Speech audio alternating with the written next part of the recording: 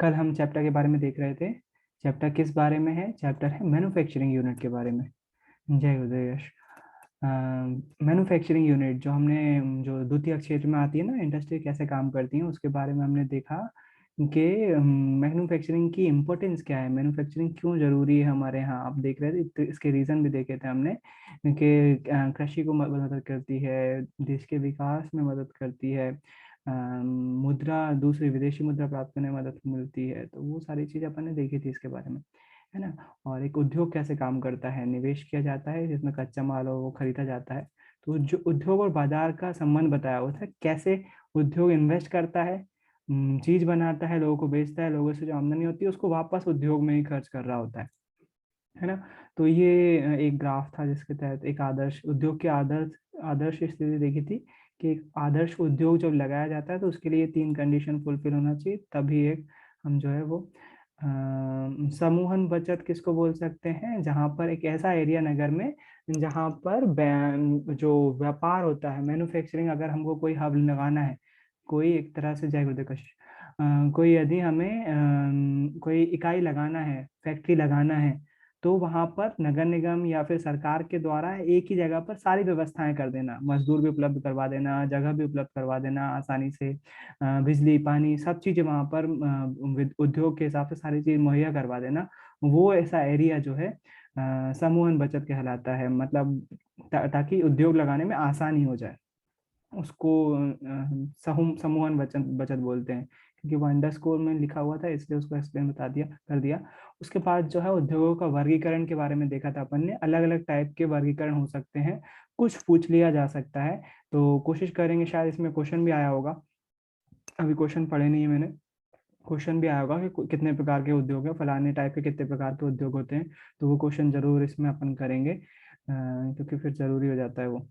कृषि आधारित उद्योग जो है वो अपन पढ़ रहे थे, तो वस्त्र उद्योग केवल एकमात्र ऐसा है जिसमें अतिरिक्त मूल्य उत्पादन होता है। तो ये अपन लास्ट में कल देखा था कि कैसे एक कपड़ा बनाने की फैक्ट्री जो है वो काम करती है, और हमने देखा था सिल्क से कैसे कपड़ा प्राप्त किया जाता है। तो सिल्क का कीड़ा कल देखने को मिला था, व्हाइट कलर का कीड़ा होता है सिल्क उत्पादन के लिए। सिल्क को हिंदी में बोला जाता है रेशम। रेशम बनाने के लिए कीड़ा होता है, वो पाला जाता है, वो अंडे देता है। अंडे अंडे के आसपास जो अंडे का खोल होता है ना, जैसे आप अंडे खाते हो तो अंडे व्हाइट कलर का जो कवच होता है वो कैल्शियम कार्बोनेट का बना हुआ होता है। वो कैल्शियम कार्बोनेट का कवर जैसे मुर्गी के अंडे में होता है, वैसे यहाँ पर जो होता है ये जो अंडे का कवर होता है वो रेशे से बना हुआ होता है, उसके अंदर कीड़ा होता है। उस अंडे को क्या करते हैं, जो उत्पादक रहते हैं वो अंडे को डायरेक्ट गर्म पानी में डाल देते हैं, अंदर का कीड़ा जो है वो मर जाता है, और जो कवर रह जाता है उसको अलग कर लिया जाता है, जिससे रेशम बनता है, उसको जोड़ लिया जाता है एक के बाद एक, और उससे रेशम बनता है। रेशम जो है वो बहुत वस्त्र के माध्यम ने, आपने शायद अगर नहीं सुना हो, मेरे ख्याल से ऐसा कोई भी नहीं होगा जिसने रेशम ना सुना हो। मम्मी के पास कम से कम एक रेशम की साड़ी तो होगी ही, कॉमन सी बात है, रेशम होगा ही उस, है ना। तो इसमें एक ऑब्जेक्टिव बन रहा था कि पहला सफल सूती वस्त्र उद्योग कब लगाया गया था, 1854 में लगाया गया था। तो वो देख सकते हो आप।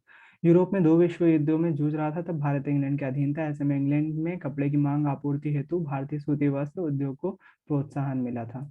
एक चीज यहाँ पर आई थी कि औपनिवेशिक काल में हमारे जो कपड़ा उद्योग था वो इंग्लैंड के सामने टिक नहीं पाए थे। और यहाँ लिखा हुआ जब द्वितीय विश्व युद्ध आया, आखिरी आखिरी समय जब भारत आजाद होने के करीब था, उस टाइम जो है इंग्लैंड में कपड़ों की आपूर्ति मध्य जो भारत के सूती वस्त्र उद्योग थे उसने उसमें मदद की थी। आरंभिक वर्षों में सूती वस्त्र उद्योग महाराष्ट्र तथा गुजरात के कपास उत्पादन क्षेत्र तक ही सीमित थे। कपास की उपलब्धता, बाजार, परिवहन, पत्तनों की समीपता। पत्तन किसको बोलते हैं? शायद आप लोग को किसी को तो पता होगा, कोई बोलना चाहेगा पत्तन किसको बोलते हैं? पत्तनों की समीपता।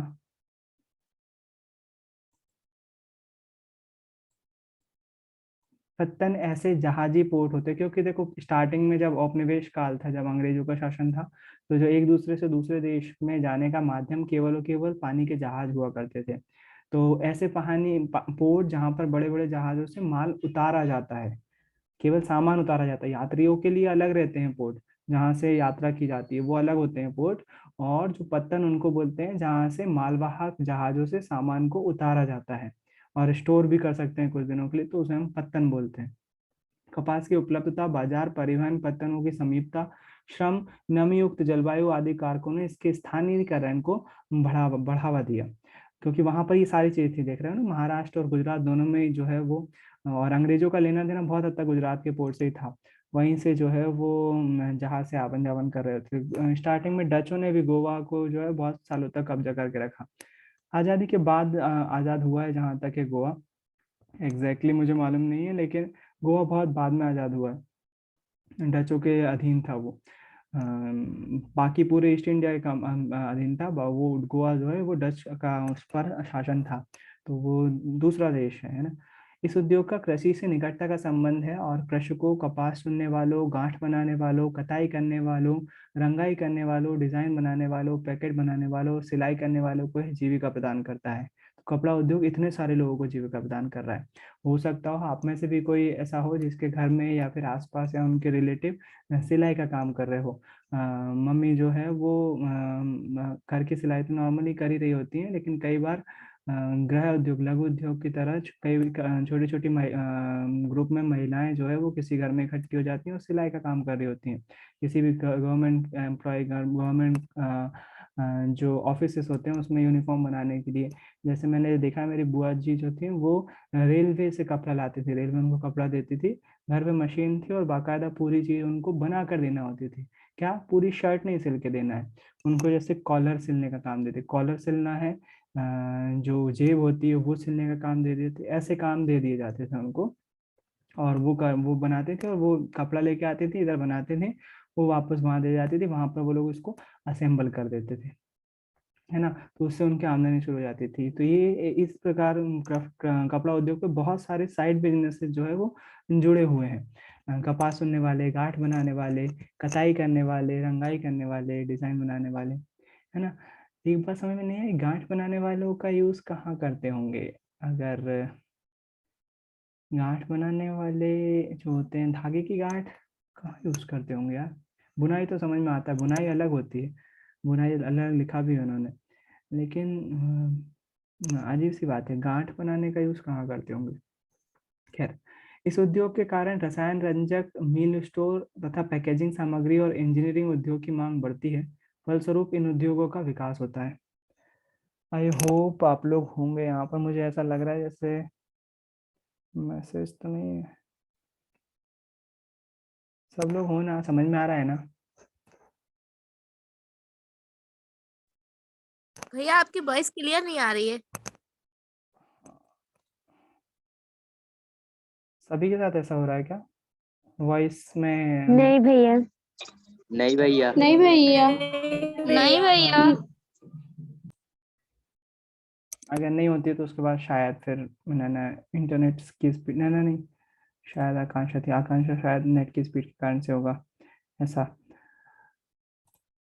थोड़ा सा बोरिंग है, मैं नहीं समझ भैया, रहा मैंने नहीं बोला। हूँ। आकांक्षा ने नहीं बोला, किसने बोला?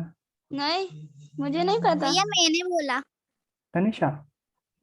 हाँ हाँ तनिषा, भैया। शायद नेट की स्पीड के कारण से होगा बेटा, थोड़ी देर हम रहो, मेरे ख्याल से अब ठीक हो गई होगी। भैया अब ठीक हो गई है।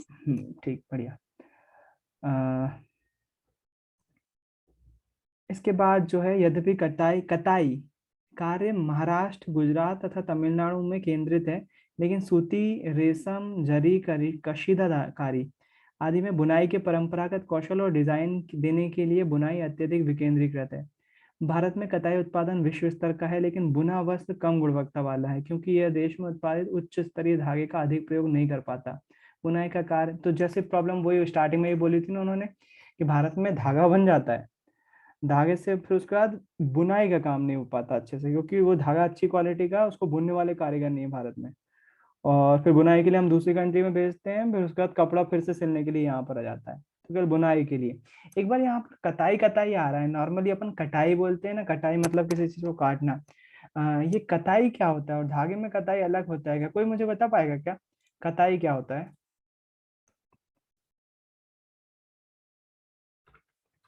बार बार कताई आ रहा है।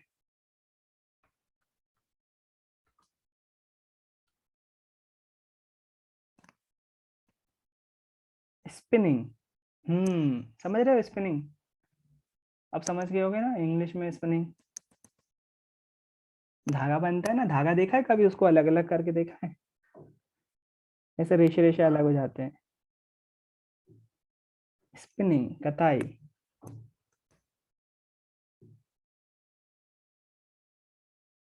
शब्द कोश पे एक बार देख लेते हैं। वस्त्र उद्योग के आरंभिक और बहुत बड़ा प्रक्रम में कपास आदि रेशों को अन्य अन्य कृत्रिम रेशों से ऐंठ कर मतलब वही ऐंठ कर सूत बनाने की क्रिया को कताई कहा जाता है। पहले ये कार्य हाथ से किया जाता था, किंतु आजकल अधिकांश कताई स्वचालित मशीनों से की जाती है। मेरे ख्याल से आप समझ में आ गया होगा, है ना। मुझे भी थोड़ा सा बार बार दिक्कत हो रही थी, कताई कताई बार बार आ रहा था। मैं, कटाई नहीं है ये, कटाई में टा आता है, ये कताई है। कताई में, भैया हाँ भैया ये जो आया है रसायन रंजक मिल स्टोर, ये हाँ कुछ समझ में नहीं आया, बता दीजिए। ठीक। इसमें लिखा हुआ है कताई करने वाले, रंगाई करने वाले, डिजाइन बनाने वाले, पैकेट बनाने वाले, सिलाई को जीविका प्रदान करता है। इस उद्योग के कारण रसायन रंजक मिल स्टोर तथा पैकेजिंग सामग्री और इंजीनियरिंग उद्योग की मांग बढ़ती है। रसायन रंजक मिल स्टोर किसको बोलेंगे? रसायन मतलब केमिकल, रंजक मतलब कलर, मिल मतलब मिल और स्टोर, मिल स्टोर मतलब कि जहां पर रंगाई का काम किया जाता है। ऐसे स्टोर जहां पर केमिकल के द्वारा रंगा जाता है कपड़ों पे। तो देखो जाहिर सी बात है, अगर हम अपने कपड़ों पे कलर करवाना चाहेंगे तो वो कलर, या तो आप देखोगे अगर नील चढ़ाओगे आप तो एक दो धुलाई के बाद वो कलर उतर जाता है। तो फिर वो ऐसा क्या मिलाते हैं कपड़े में कि कपड़े का कलर जो है वो वैसा के वैसा बना रहता है। आप ये वाले पर्दे को कितने महीने से देख रहे होगे, 9th क्लास से देख रहे होगे, ये अभी की वैसा के वैसा ही है, 2-3 बार धुल चुका होगा लेकिन इसका कलर नहीं जाता। अगर हम कपड़े उससे सिंपल से करें तो यहाँ पर कोई ना कोई केमिस्ट्री लग रही है इस कपड़े पर कलर करने के लिए। या हम जो अपने कपड़े पहनते हैं उस पे, क्योंकि अपन धागा देखोगे तो धागे में कलर नहीं होता है। अगर धागे कलरफुल आते भी हैं तो जाहिर सी बात है उस पर कलर चढ़ाया जाता है। वो धागा कपास से ही बन रहा होता है, सभी का कपास या रेशम से बन रहा होगा। तो रेशम भी आपने कल देखा वाइट ही होते हैं। तो उस पे ऐसा कैसा कलर किया जाए कि वो लंबे समय तक, तो उसके लिए बाकायदा ऐसी इंडस्ट्रीज होती हैं जो रंगाई का ही काम कर रही होती हैं।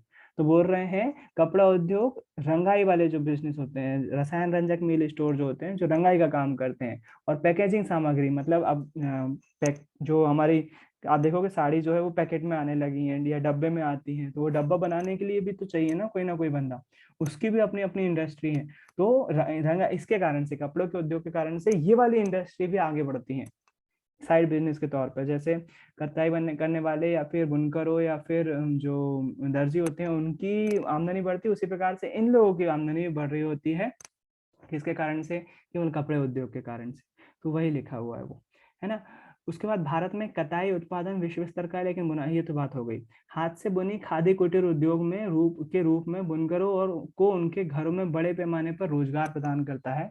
भारत जापान को सूत का निर्यात करता है। भारत में बने सूत के अन्य आयातक देश संयुक्त राज्य अमेरिका, ये कल बात कर चुके थे। भारत जो है इन सारे देशों को सूत निर्यात करता है, मतलब धागा निर्यात करता है, जिसमें जापान जो है मेन है। उसके बाद यूएसए है, United states of America, England, रूस, फ्रांस, पूर्वी यूरोपीय देश, नेपाल, सिंगापुर, श्रीलंका और अफ्रीका के देश हैं जहां पर भारत जो है अपना सूत बेच रहा होता है। सूत मतलब एक तरह से धागा, है ना। सूती रेशे के विश्व व्यापार में हमारे देश में भागीदारी काफी महत्वपूर्ण है। यह कुल अंतर्राष्ट्रीय व्यापार का लगभग 1/4 भाग है। हम जो है दुनिया में अगर 4 भाग उत्पन्न हो रहा है तो उसमें से 1 भाग हमारे यहाँ से जा रहा है, 3 भाग कोई और उगा रहा है, मतलब कोई और बना रहा है सूत का, सूती रेशे का। हमारे कताई कारखाने विश्व स्तर पर प्रतिस्पर्धा कर सकते हैं और हम जो सूत पैदा करते हैं उसका उपभोग करने में सक्षम है। लेकिन बुनाई और कताई के प्रोग्राम, वही बात लिखी हुई है इन्होंने कि जो बुनाई और कताई तो हम कर लेते हैं लेकिन बुनाई नहीं है। उच्च कोटि का धागा उपयोग नहीं कर पाते इस क्षेत्र के कुछ, हाँ ये चीज पढ़ चुके थे ना अपन, ये चीज पढ़ चुके थे। फिर से आई है, फिर से नहीं आई यार, कुछ शायद पीछे हो गए अपन। तो भाई साहब भारत में कताई बहुत अच्छे से की जा सकती है, मतलब हम रेशा बहुत अच्छे से बना सकते हैं, धागा बहुत अच्छे से बना सकते हैं, लेकिन उस धागे को बुनाई करने के लिए हमारे पास टेक्नोलॉजी नहीं है। या फिर हमारे जो बुनकर हैं वो कच्चे धागे को तो बुन सकते हैं, लेकिन जो मजबूत अच्छी क्वालिटी का धागा होता है उसको बुनाई के लिए उनके पास यंत्र या फिर तकनीक नहीं है। तो हम उसको विदेशों में बेचते हैं, वहां से बुनकर फिर कपड़े के रूप में फिर हम खरीदते हैं और फिर हमको जो है उसमें दर्जी के रूप में काम कर रहे होते हैं उस पर। वो भी हमारे पास हैं बहुत सारे। इस मैप में दिखा हुआ सूती वस्त्र और ऊनी वस्त्र। तो सूती वस्त्र जो है वो आप ऊनी वस्त्र तो देखो ज्यादातर पंजाब, हरियाणा, लुधियाना में दिख रहा है। पानीपत जो है वो हरियाणा में है, लुधियाना और अमृतसर पंजाब में है। तो पंजाब ये दिख रहा है आपको, पाकिस्तान से लगा हुआ पंजाब वाला इलाका। कुछ पंजाब का इलाका यहाँ पर भी है जो पाकिस्तान में चला गया है ना। तो पंजाब अपने यहाँ जितना है उसमें ही। अमृतसर और लुधियाना में ऊनी वस्त्र है, उसके नीचे हरियाणा, पानीपत और गुरुग्राम। गुरुग्राम एक्चुअली दिल्ली में आता है, दिल्ली के अंतर्गत लगी हुई बॉर्डर है गुरुग्राम की। गुरुग्राम दिल्ली में आता है, इतना याद है। बीकानेर में ऊनी वस्त्र हैं, बीकानेर बोले तो राजस्थान में। जयपुर में भारत, मध्य प्रदेश के ग्वालियर में ऊनी वस्त्र है। ऊनी वस्त्र ये क्या है, कारखाने में लिखा है इन्होंने के उत्पादन किया जाता है। वस्त्र उद्योग, अच्छा वस्त्र उद्योग मतलब यहाँ पर वस्त्र बनाए जा रहे होंगे। अपने मिल में पहले जो है वो धागा बनता था, वैसे कपड़ा भी बनता था लेकिन धागा सबसे ज्यादा बनता था यहाँ पर मिल में अपने। धीरे धीरे वो चीज जो है वो कम होती गई या चेंज होती गई, अभी मुझे नहीं मालूम अभी मिल में क्या हो रहा है, काम हो भी रहा है कि नहीं हो रहा। किसी के मम्मी पापा यहाँ पर काम करते हैं क्या कपड़ा मिल में? कोई बता सकता है क्या होता है मिल में अभी? आप कभी हाँ गए? भैया, मेरे पापा करते थे लेकिन अभी बंद है। अभी पूरी तरह से बंद है? भैया हाँ हाँ कशे? भैया वो बोल रहे हैं कि पैसे देंगे, मतलब ऐसे करके, मतलब चालू नहीं होगा, पैसे दे देंगे अब। हाँ, अभी पेमेंट आ रही है। अच्छा, तो ये क्या हाँ बात हुई यार, ये तो गलत बात है। भैया बोल रहे थे बंद करना है, बस पैसे दे देंगे आपको। पैसे तो वो पीएफ के दे देंगे, वो उल्लू बना रहे हैं, वो सारे हाँ पैसे थोड़ी ना देंगे वो लोग। ऐसा थोड़ी ना है कि आपको बिना उसकी काम मतलब कंपनी चलेगी नहीं, तो वो तो केवल आपकी ढांढस बांधने के लिए, ताकि उग्र ना हो कर्मचारी, मैंने हड़ताल वगैरह पे हाँ ना जाए, भैया। इसके कारण से हाँ वो लोग बोल देते हैं। यार बंद नहीं होना चाहिए, बंद क्यों कर रहे हैं? पता बहुत नहीं सारे भैया। लोगों को रोजगार मिलता है उसमें, हाँ, नहीं करें तो अच्छा है। पता नहीं गवर्नमेंट क्या चाह रही है। वो बंद करने का ही बोलते हैं। हम्म, कोई ना कोई रीजन होगा उसके पीछे, पता करना चाहिए। चलो खैर, फिर उसके बाद यहाँ पर जो है आपको, जो अपने नॉर्थ वाला इलाका है वहाँ पर आपको बहुत सारे ऊनी वस्त्र के दिख रहे हैं। हाँ, गुजरात में आपको ऊनी वस्त्र के साथ साथ जो है वो सूती वस्त्र उद्योग भी दिखेंगे। तो पोरबंदर, आप सभी जानते हो पोरबंदर को, राजकोट और अहमदाबाद, वडोदरा, वडोदरा और सूरत, ये जो है वो कपड़ा बनाने के बहुत हब कहे जाते हैं। एमपी में उज्जैन, देवास और इंदौर में सूती वस्त्र के कारखाने हैं। इसके अलावा महाराष्ट्र में पुणे, औरंगाबाद और जलगांव और वर्धा इसमें है। वाराणसी में ये लिखा हुआ है, वाराणसी में क्या है? वाराणसी में बुनकर रेशम वस्त्र। तो शायद आप जानते हो वाराणसी की साड़ियाँ बहुत फेमस है ना, तो रेशम के जो कारखाने हैं वो वाराणसी में है। उसके बाद यहाँ पर आपको पश्चिम बंगाल में दिख रहा है ये बांकुरा का इलाका। तो ये सारे हैं। इसमें से मैप में कुछ पूछा जा सकता है क्या? चांसेस कम है वैसे इसमें मैप में पूछा जाना, क्योंकि ये थोड़ा सा टफ हो जाता है ना, कि पर्टिकुलर जैसे जयपुर पूछ लिया तो बच्चे इतना कितना याद रखेंगे, इतना याद रखना पॉसिबल नहीं है। तो मैं कोशिश करूंगा कि मैं अगर टीचर हूँगा तो ये कैसे दे सकता हूँ मैप में, मुश्किल बात है थोड़ी सी। उसके बाद आ जाता है पटसन उद्योग। भारत पटसन व पटसन निर्मित सामान का सबसे बड़ा उत्पादक है। बांग्लादेश के पश्चात दूसरा बड़ा निर्यातक भी है। पहले नंबर पे बांग्लादेश है, जो जूट का या पटसन का जो है वो सबसे बड़ा निर्यात करता है, दुनिया भर में बेचता है। दूसरा बड़ा अपना इंडिया है वर्ष 2010। लेकिन सोचो बांग्लादेश कितना छोटा सा है यार, देखना बांग्लादेश यहाँ दिख रहा है, और भारत में फिर भी परसेंट में हमें एक नंबर पे नहीं है। भारत का कितना है यार, वो 5-6 गुना 7 गुना छोटा होगा भारत से, उसके बाद भी हमसे ज्यादा जूट बना रहा है वो। दूसरा बड़ा निर्यातक भी है। 10-11 में भारत के लगभग 80% उद्योग थे। इसमें अधिकांश पश्चिम बंगाल में हुगली नदी तट पर 98 किलोमीटर लंबी तथा 3 किलोमीटर चौड़ी एक सक्रिय मेखला में स्थित है। पहला पटसन उद्योग कोलकाता के निकट रिश्रा में 1855 में लगाया गया था। 1947 में देश के विभाजन के बाद पटसन मिले तो भारत में रह गई, लेकिन 3/4 जूट उत्पादक क्षेत्र पूर्वी पाकिस्तान अर्थात बांग्लादेश में चलेगा। अच्छा, विभाजन से पहले वो भारत में ही था, लेकिन अनफॉर्चुनेटली अब बांग्लादेश में है। हुगली नदी पर इसके स्थित होने के निम्न कारण है। पर्सन उत्पादक क्षेत्रों की निकटता, सस्ता जल परिवहन, सड़क, रेल, जल परिवहन का जाल, कच्चे मालों तथा मिल तक ले जाने में सहायक होना, कच्चे पर्सन को संसाधित करने में प्रचुर जल, पश्चिम बंगाल तथा समीपवर्ती राज्य उड़ीसा, बिहार, उत्तर प्रदेश से सस्ता श्रमिक उपलब्ध होना, कोलकाता का एक बड़े नगरीय रूप के रूप में बैंकिंग, बीमा और जूट के सामान के निर्यात के लिए पट्टन की सुविधाएं प्रदान करना आदि सम्मिलित है। जूट कहाँ यूज होता होगा? रस्सी बनाने में, फाइबर के रूप में, और कहाँ हो सकता है फाइबर के रूप में? इस उद्योग की चुनौतियों में अंतर्राष्ट्रीय बाजार में कृत्रिम वस्त्रों से और बांग्लादेश, ब्राजील, फिलीपींस, मिस्र तथा थाईलैंड जैसे अन्य देशों की कड़ी स्पर्धा शामिल है। मतलब ये सारे देशों में जूट होता है। यद्यपि पटसन पैकिंग की अनिवार्य प्रयोग की सरकारी नीति के कारण इसकी घरेलू मांग बढ़ी है। तथापि मांग बढ़ाने हेतु उत्पाद में विविधता की आवश्यकता है। पटसन के प्रमुख खरीदार अमेरिका, कनाडा, घाना, सऊदी अरब, यूनाइटेड किंगडम, ऑस्ट्रेलिया है। ये लोग कहाँ यूज कर रहे हैं यार जूट का यूज? अपने यहाँ तो बहुत कम हो गया है जूट का यूज। बढ़ते वैश्विक पर्यावरण अनुकूल जैव निम्नीकरणीय पदार्थों के लिए विश्व की बढ़ती जागरूकता ने पुनः जूट उत्पादों के लिए अवसर प्रदान किया है। अनिवार्य पर्यावरण अनुकूल जैव निम्नीकरणीय पदार्थों के लिए, हाँ ये तो है, प्रदूषण नहीं फैलाता है जूट। लेकिन रस्सी बनाने के अलावा और कहाँ यूज कर सकते हैं? एक बार देखें जूट कैसे बनता, थोड़ा सा, ज्यादा नहीं, ज्यादा टाइम वेस्ट नहीं करूंगा इंटरेस्ट जगाने के लिए, केवल देखें जूट कैसे बनता है, कहाँ बनता है, कहाँ यूज होता है।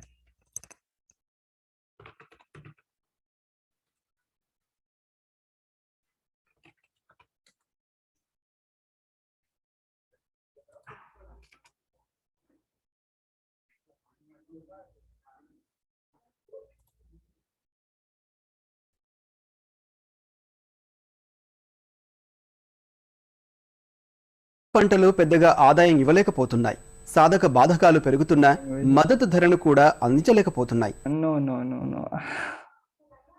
Which language are you using? Person.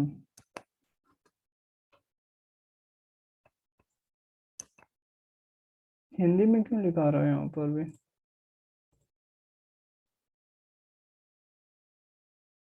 अच्छा, पानी में उगता है क्या?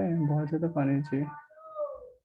सन की खेती, इतनी बड़ी बड़ी होते हैं यार इस घास जैसे बांस होते हैं। आप लोगों में से किसी ने देखा था जूट इससे पहले? मैं तो पहली बार देख रहा हूँ। जो जूट ही है, ये जूट है कहीं तो, कहीं हाँ भाई, ये तो झूठ देख। नहीं, जूट तो देखा है, खेती जूट तो देखा है, जाहिर सी बात है। लगती है जूट की खेती में। भारत सरकार ने इस तरह से होता है जूट? क्या करते होंगे फिर इसका? पूरी तरह से भाई। अच्छा, इसको सुखा लेते हैं। जूट की खेती असम, त्रिपुरा, मेघालय, उड़ीसा अभी भी नॉर्थ ईस्ट में हो रही है। बहुत पानी अच्छी खासी मात्रा में चाहिए। My goodness. पैदा करते हैं।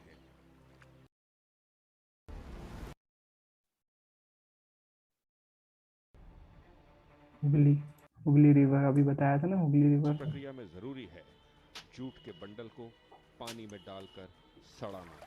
पानी में डालकर Sadana.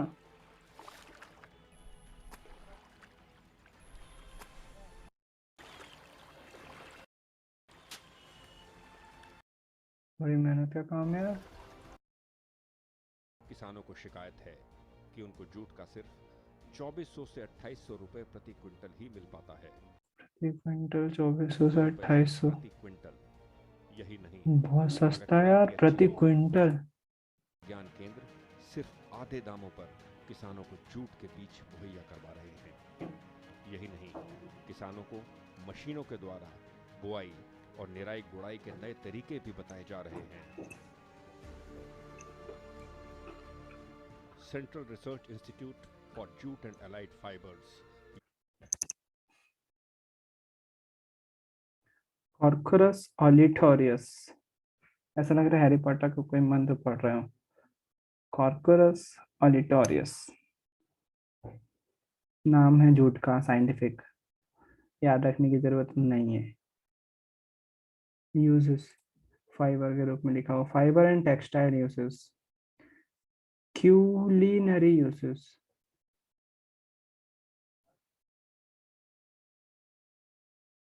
Nutrition, The eligible powder uses leaves rich in potassium, vitamin 6, iron. इसकी पत्तियों में वो होता है विटामिन खनिज। Medical aspect, consumption of leaves is reported to डिमोलिट, पत्तियों का यूज करते हैं औषधि में। बाकी फाइबर और टेक्सटाइल यूज में सबसे ज्यादा किया जाता है जूट का यूज। सही है, इतना मिल गया काफी। उसके बाद अगला है चीनी उद्योग। भारत का चीनी चीनी उत्पादन में विश्व में दूसरा स्थान है, लेकिन गुड़ एवं खांडसारी के उत्पादन में इसका प्रथम स्थान है। गुड़ में भारत पहला नंबर है। खांडसारी क्या होता होगा? अब इसको एक्चुअली खांड के नाम से भी जानते हैं। एक बार देख लेते खांड में जो सोच रहा हूँ वही है कि नहीं। किसी ने सुना है खांड पहले? नहीं। अरे ये तो खंड दिखा रहा है। गुड़ का खांड मतलब से बनता है खांड, खांड बोलते हैं। एक बार खांड सारी लिखते हैं, सकता हूँ समझ में। गुड़ का भूरा बोलते हैं ना जिसको, गुड़ का भूरा सुना होगा आपने। खांड सारी, हाँ। Khansari is a type of unrefined raw white sugar made from thickened sugar cane syrup. तो गुड़ तो आप समझते हो, सभी गुड़ सभी लोग खाते हैं अपने यहाँ। एक तरह से ये शक्कर का रूप है, लेकिन अनप्योरिफाइड रहता है, अनरिफाइंड रहता है। रिफाइंड में क्या करते हैं, चूना पत्थर से इसको घिस देते हैं। ये जो हमारे शक्कर के क्रिस्टल होते हैं उसको रिफाइंड कर देते हैं। रिफाइंड कैसे करते हैं? चूना पत्थर की सहायता से। चूना पत्थर की सहायता से उसको वाइट किया जाता है। कई लोग पहले बोलते थे ऐसे कि शक्कर को साफ करने के लिए हड्डियों का इस्तेमाल कर रहे हैं, वो हड्डियों का चूरा उसमें मिला रहे हैं। नहीं, बेसिकली ऐसा नहीं है। उसको रिफाइंड जरूर किया जाता है। हाँ, उसमें चूना पत्थर का भी यूज करते हैं और ब्लीचिंग पाउडर का भी यूज करते हैं, जो कि शरीर के लिए थोड़ी बहुत हानिकारक हो सकती है, बिल्कुल हो सकती है। वो डेंजरस है।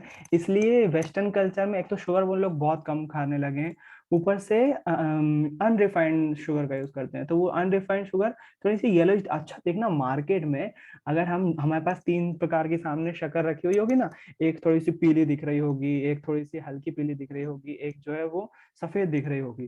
तो एक नॉर्मल व्यक्ति जो पढ़ा लिखा नहीं है या फिर ज्यादा समझदार नहीं है, वो व्हाइट जो अच्छी दिख रही है ना, व्हाइट शक्कर, वो लेने की कोशिश करेगा, जबकि वो रिफाइंड है। उसमें केमिकल का यूज करके उसको व्हाइट बनाया गया है। उसमें उतने ज्यादा क्वालिटी नहीं है, उसमें इतने ज्यादा गुण नहीं है। गुण मतलब प्रॉपर्टीज नहीं है, उसमें केमिकल ज्यादा है। आजकल इस खांडसारी की वैल्यू विदेशों में बहुत ज्यादा बढ़ गई है। हमें नॉर्मली शक्कर हल्की सी येलोइश लेना चाहिए, क्योंकि उस पर ब्लीचिंग पाउडर का इस्तेमाल नहीं किया गया है। वो सेहत के लिए अच्छी है, ज्यादा बेकार नहीं है। तो खांडसारी ये ब्राउन खांडसारी है। एक्चुअली में रियल खांडसारी मतलब शुगर खंड के रूप में, खंडसारी मतलब कि खंड के रूप में शुगर, क्रिस्टल के रूप में ना, उसी को खांडसारी बोल रहे हैं। तो एक तरह से कुछ नहीं है, शुगर इसको ही बोलते हैं। अपने यहाँ सबसे ज्यादा यही कंज्यूम की जाती है, और शुगर क्यूब अपने यहाँ बहुत कम यूज किए जाते हैं। ये है खांडसारी, देखो ब्राउन कलर की है, बहुत हेल्दी। ये सही शुगर का कलर है, इसमें कोई ब्लीचिंग पाउडर नहीं है, इसको कोई रिफाइंड नहीं किया गया है। रिफाइंड करने के बाद शुगर जो है वो वाइट हो जाती है। रिफाइंड प्रोसेस, शायद मैंने शुगर का वीडियो दिखाया है आपको, कैसे बनती है शुगर।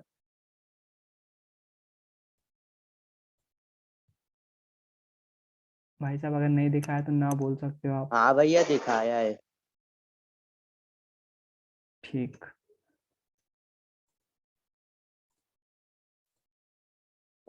खांडसारी के उत्पादन में पहला स्थान है।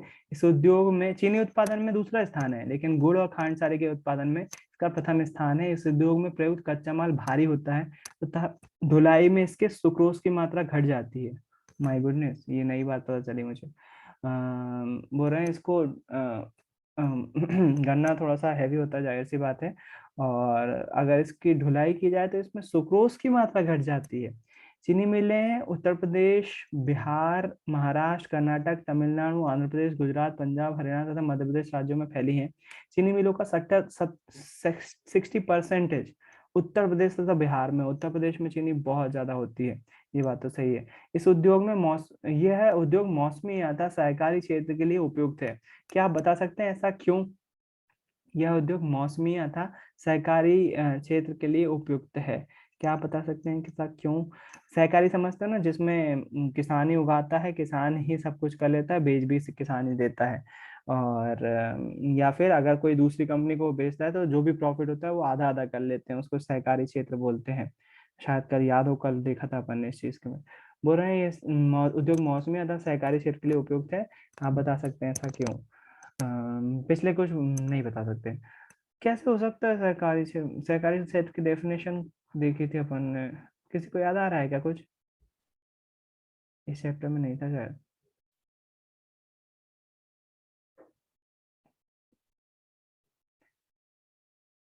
गन्ना उत्पादन को सहकारी क्षेत्र में क्यों रख रहे हैं? इसी को रख सकते हैं क्योंकि बोल रहे हैं मौसम जो है वो वैसा रहता है उसमें, मौसम एक मौसमी फसल है, इसके कारण से उसको सहकारी क्षेत्र में रख सकते हैं, बाकी को नहीं रख सकते। पिछले कुछ वर्षों में इन मिलों की संख्या दक्षिणी और पश्चिमी राज्यों में विशेषकर महाराष्ट्र में बढ़ी है। इसका मुख्य कारण है यहाँ गन्ने में अधिक सुक्रोज की मात्रा। अपेक्षाकृत ठंडी जलवायु भी गुणकारी है। इसके अतिरिक्त इन राज्यों में सहकारी समितियां भी सफल रही हैं। इस उद्योग की प्रमुख चुनौती इस प्रकार है।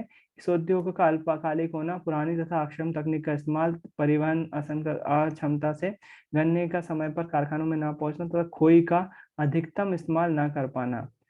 खोई मतलब बैगेज से, ये क्या है भाई? बैगेज से, बैगेज से देखें, बैगेज से खोई का सही इस्तेमाल नहीं करना मतलब अधिकतम इस्तेमाल नहीं कर पाना। बैगेज से देखें क्या होता है, ठहरे हुए खोई, बैगेज। अच्छा, जो गन्ने का वो जो कचरा बचता है, जो रस निकाल लेते हैं, उससे गुड़ वगैरह बना लेते हैं, उसके बाद जो कचरा बचता है उसको बैगेज से बोलते हैं, खोई। उसका सही इस्तेमाल नहीं कर पाना। अच्छा, हाँ सही बात है ना, जो वो वेस्ट बचता है जो, उसको कोयला उत्पादन में यूज कर सकते हैं। मालूम, कई लोग कोयला उत्पादन में उसको बेच देते हैं, जहाँ कोयले की मिल होती है वहां पर वो भट्टी जलाने के काम आ जाता है। जहाँ से कोयला संयंत्र में भट्टी के लिए जरूरत होती है ना, उसमें क्या, उसमें तो आग उगाना है, आग लगाना है केवल, तो कई जगह पर उसका यूज कर लेते हैं। अब जो है इसका यूज मेरे ख्याल से तो अल्कोहल बनाने में भी कर लेंगे, बिल्कुल हो जाएगा खोई का यूज। खोई मतलब किसको बोल रहे हैं? जो गन्ने से रस निकाल लिया ना, तो जो कचरा बचा है, जो गन्ने का छिलका बचा, उसको खोई बोल रहे हैं। तो ये चुनौती है, उसका सही यूज नहीं कर पा रहे हम।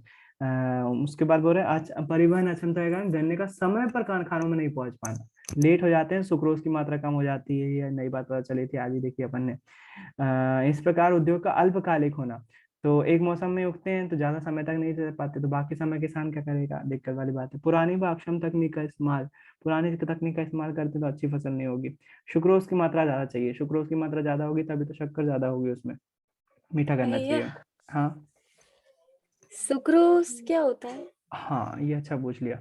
चलो एक बार फिर से, एक्चुअली जो शक्कर होती है, शक्कर या ग्लूकोज, सुक्रोज, ये इसी के टाइप है, मीठे चीजों के टाइप है। चलो मैं एक बार फिर से बता रहा हूँ क्योंकि टाइम खत्म हो रहा है। एक बार फिर से ज्वाइन कर लो। सुक्रोज क्या होती है, ग्लूकोज क्या होता है, उस पर बात, फ्रक्टोज भी होता है एक, वो भी क्या होता है, उस पर बात कर लेते हैं। एक बार फिर से ज्वाइन कर लो। अच्छा वो पूछा, चलो एक बार फिर से ज्वाइन कर लो। भैया हाँ मेरी दीदी को है ना, वो ऑफिस की है ना, मीटिंग ज्वाइन करनी है, तो मैं लेफ्ट कर सकती हाँ, हूँ? कोई नहीं, कोई दिक्कत नहीं बेटा, वीडियो वीडियो रहेगी, आप बाद में देख लेना। ठीक है एक बार भैया। फिर से ज्वाइन कर लो फटाफट सब लोग।